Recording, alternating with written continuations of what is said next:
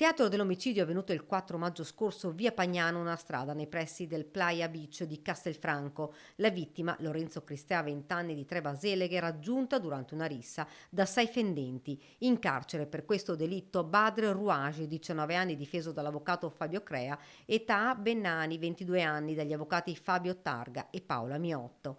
La procura, nelle ultime ore, ha disposto ulteriori accertamenti sui coltelli rinvenuti nel luogo della tragedia. 2 sono stati trovati ore dopo in un campo vicino e senza impugnatura. L'attenzione è invece rivolta ad un coltello ritrovato proprio lungo via Pagnana, che potrebbe essere l'arma del delitto. I nuovi accertamenti dovranno determinare con esattezza eventuali tracce di DNA.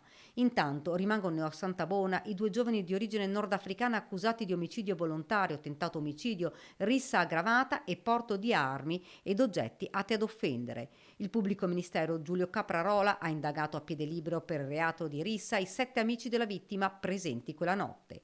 Un delitto che era stato ripreso con un cellulare da un testimone. Una rissa fra 2 nordafricani e gli amici di Cristea, nata per una lite avvenuta prima dentro il locale e poi terminata nel sangue lungo la strada.